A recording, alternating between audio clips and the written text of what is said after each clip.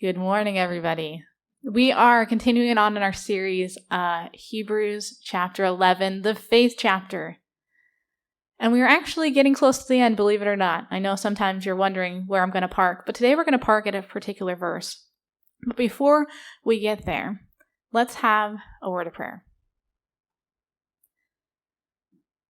Lord, I ask that you be with me this morning as I'm sharing your word. I ask that you open all our ears and our hearts to the message within here, Lord, about the community of faith that you are building here among us. Amen.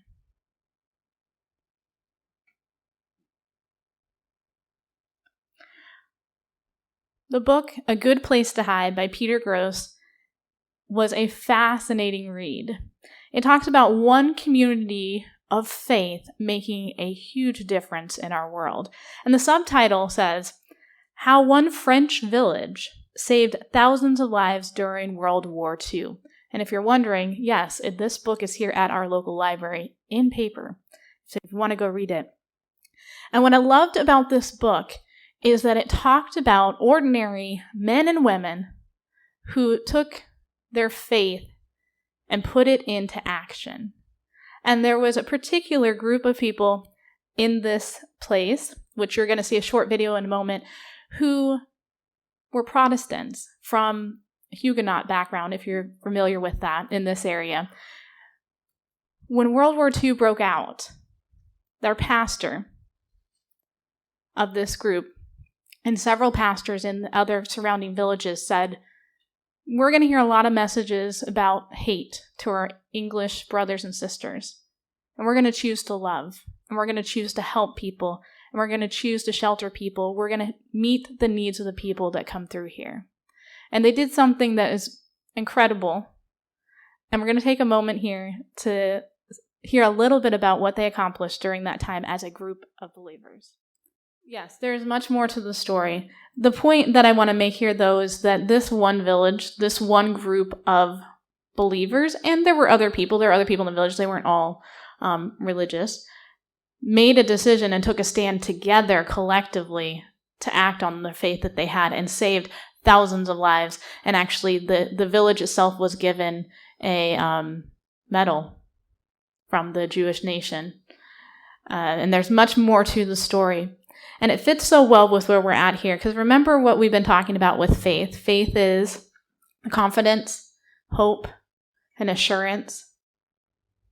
Each one of these people had to have their own individual faith, and their faith and their acts were rooted in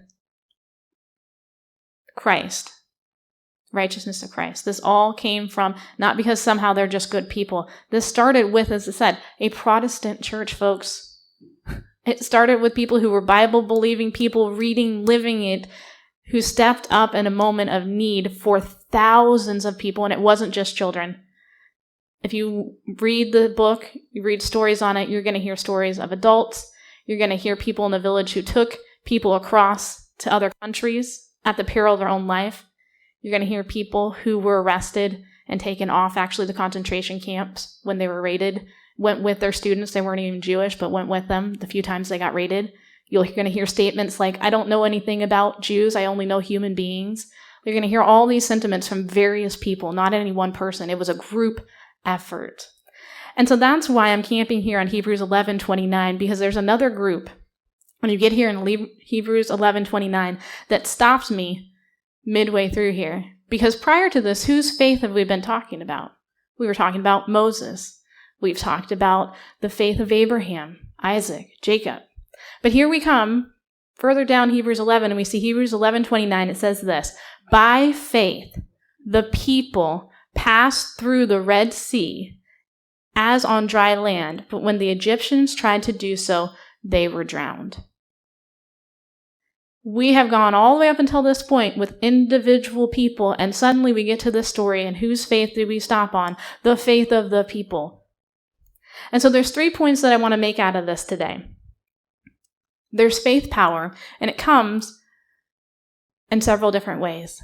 There's collective faith power, there's together faith power, and there's humble faith power. That's all available to us. Now, to our Western way of thinking, by faith, by the faith of the people, by faith the people did, This might seem a little strange, because most of us here, born and raised in Western thinking and society, we tend to be, generally speaking, more individualistic. It's about my faith, my journey, etc. And, I would say that some of us understand this idea of community. If you lived elsewhere, you look at even some of the stories we hear from the mission field, you'll hear stories about this idea of collective faith. You're going to hear stories of, we go in as missionaries and we go talk to this one clan, tribe, and the leader says, yeah, that's what we want. Everybody come on board. And to our Western way of thinking, we're like, whoa, what? But there's something to this. There's something that they know that we, I think, have lost touch with, is there's value in that community. And there's value in once this head of that clan or tribe leader says, oh, we want this, coming on together. We need each other to grow this together. They know they can't do it by themselves. They already know that. And we know this more so when you live in a society where you're depending on other people, right? Think about the older way of life, if you will. Think about further back even in American history, where people were a lot more apt to be talking with their neighbors because you needed your neighbor to help you raise your barn, you needed your neighbor to help you harvest. They needed you and you needed them. And this is what we see here, is by the faith of the collective people. And God works in a mighty way within a group of committed people. And this is not the only place that we see this. Now remember where we're at here is this is the Israelites coming out of Egypt, and they're on their way, and they hit the Red Sea. They're not quite through yet. They're right there. This is where we've stopped. We've camped here. We're right on the other side. We haven't gone through. God's getting ready to work through them. And there's many, many stories in the Bible about this. I mean, you can think of several of them. I'm going to give you some examples. The disciples. Jesus came and he didn't go, well, I'm just picking this one special person. He picks a group of 12. And there's many more people in that. We know that. He continues to grow that. You see a group of 70 go out at another point. He's working within this collective, this group idea over and over and over again. Why? Because he knows we need each other. He knew the disciples needed each other. Peter needs Andrew. Andrew needs John. They need James. They need all these different people. They all bring something to the table collectively. Think about the New Testament church. Yes, the disciples are there too, but there's tons more things that are going on. Paul, right? Paul doesn't journey alone all the time, right? He journeys with at least a companion. He makes friends as he goes along the way. He knows all these different people. The collective churches in the New Testament, especially in Acts, are raising money, the Gentile churches, to bring that money back to help the people in Jerusalem that were going through this famine. I mean, collectively they're coming to do this. I mean, even further back, when we go to Old Testament, David and the Israelites, when they bring the Ark of the Covenant in, it's not just David's idea. Yes, they had a little disaster before they first got there, if you know the story. But once they got it and they looked at it and went, oh, we need the priest. And we need these people. We have these certain roles that we need to fill. They came together, and they did it collectively. It was a group effort. And we know that this is not only biblically sound because of the stories I've told you, but if you look at Matthew 18:21, what does Jesus promise about when we're together? For we're 2 or 3. That's not a very big group. Right? It takes one other person to become a group. 2 or 3. Are gathered in my name. We all know this. There I am with them. He promises in that collective, in that group, if you're there and you're gathered in his name, gathered for his purposes, he will be there. He's here today then. I mean, think about that, right? There's definitely more than 2 or 3 of us here today, gathered together collectively today. So let's talk about the next section then, that together faith. You might say, what's the difference between collective and together? Okay, we can be collected, but we may not be together in the same mind. And we see this here. The people, this is the rest of, we're coming into 11:29 in Hebrews. The people passed through the Red Sea as on dry land. Okay, so not only did we see them at the beginning by their faith, but their faith took action. They had to do something. They did what? They passed through together. I'm pretty sure once that was open, and you're in a bind like they were, it's everybody, let's get going, go, go, go, go, go. This is not, we're not holding this up, grab the kids and go. This is not let's take our time. People get together and we're going. And so we know this, we know when God's people, when they're connected with God, can accomplish things that others could not. It wasn't just, this verse points out, it wasn't just because of the faith of Moses. It was Moses' faith and the faith of that whole group together. That when God said, Moses, I want you to take that rod and part the Red Sea, it's God's power, but it was the faith of all those people involved. It wasn't just Moses that made that happen. And we have many stories of this as well. We sang this morning, Joshua fought the battle. Joshua and the Israelites, right? Was it just Joshua that walks around the wall? Nope. It's Joshua and the Israelites who I'm sure initially are like, okay, we're going for a stroll around the wall again. We don't know exactly what's happening, but it was them together going around the wall, together as one voice, shouting when they were told to raise their voices, lifting the trumpets. The walls came down. They didn't even touch the walls, but they did the piece that God told them to do. We see this also with Nehemiah, Ezra, and the community of Jerusalem when they go back to build the walls in the Old Testament. Was it just Ezra? Was it just Nehemiah? What are the things that they tell the people when they return? They're returning from captivity. They tell them, all right, this is the best way to get things done, right? Divvy out the task. You build up your end of the wall here with where your family's at. You do yours. We're all going to connect. We'll come together. And they get a whole wall. This is massive undertaking. Done together by taking it in pieces together. You work this collective, and built all of this up together. Even if this one may not seem as obvious, you think about Elisha and the school of the prophets. What were they doing? Right? You don't get names of the prophets, but you know that Elisha is going around to these different places. There's a school of the prophets. We hear the story when they're out working together for their school, and they lose an axe head, and one of them's, that's a borrowed axe head. It wasn't just the faith of Elisha that makes that float. Yeah, he prays, and it floats. But there's a whole bunch of them there working together on a purpose together. And when we're together and connected to God, great things can happen. And in fact, I was thinking of this. The thing that came to my mind was, it's this idea of exponential. Those of you who are into math, I'm not a super math whiz, but you know that little, to the nth degree at the top? This is what this came to my mind. This is power to the nth degree.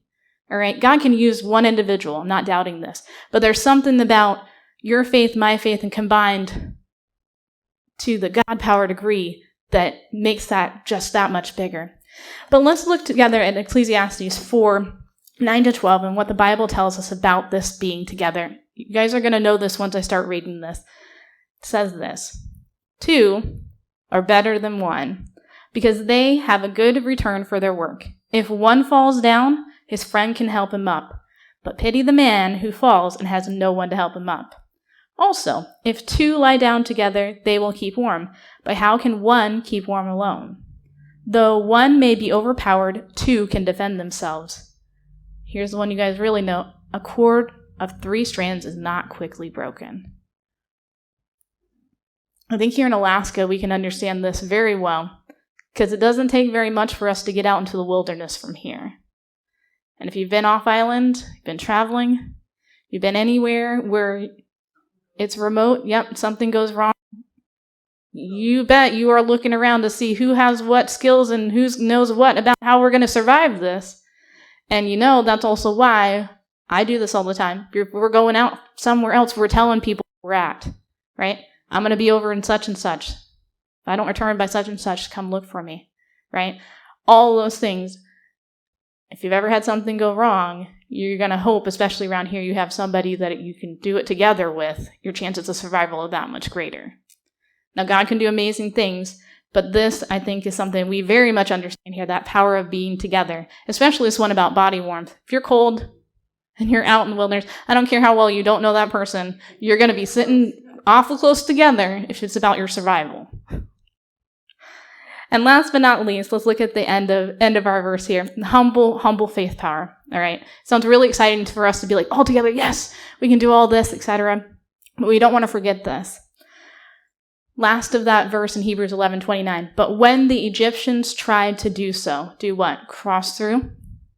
They were drowned. Yes, the point of the story here is God exalts the humble and takes down the mighty. And the problem was not that God doesn't like the Egyptians. He loves everybody. Let's be very clear. It is not particularly because he wants to get rid of these particular people. The problem was that Egypt at this time, their leader had multiple chances to make a decision for. We're talking back to that collective, right? God sent Moses, Aaron multiple times. Let my people go. Here's your chance. He said, nope, I want none of this. And as the spokesperson, if you will, for the people, here's the other thing we know. I'm going to a little side note. Not all the Egyptians were bad. I hope you all know that because some of them came with the Israelites. Okay? So God was able to see through that and some of them went. Saw the writing on the wall and said, we are going with you. Now, sometimes that caused problems, but I'm going to bet you though, because there's God people everywhere, that some of those people were genuine in why they were leaving. Okay? So this is not about God being like, I'm getting rid of these people. The problem was that Egypt, the powers that be, relied on their own strength and merit. And I want to point this out because even as a collective, we can put too much emphasis on the things that we have this group, we can do this. If we're missing the God piece and we're not humble, we're going to miss the whole boat. It's not suddenly about you and me together and we're going to do all these great things through our own power together. We've got to have that element. We've got to be humble. So we're going to look at a couple verses here. One, if you look at James 4:10, what's it tell us right here? Humble yourselves before the Lord and he will exalt you. It says it pretty clearly. If we individually can do that and come together, if even in our interactions we can do that. And how we can do this, let's look over Colossians 1:18, is to recognize who's in charge of all of this. Who's actually the head of the group, if you will. Who's our leader? And Colossians 1:18 says it really well.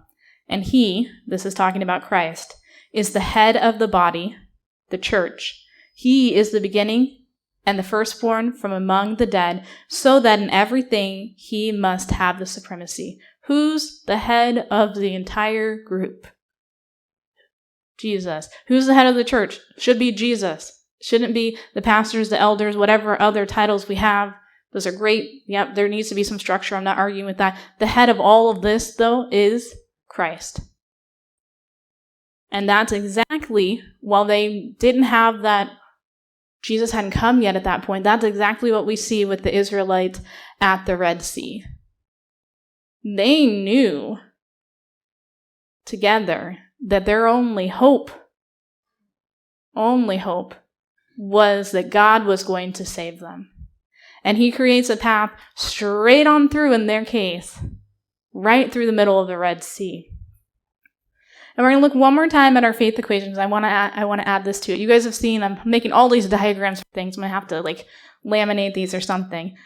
I'm going to add to this now our faith equations. So we have what our faith is made up of. Individually, confidence, hope, assurance.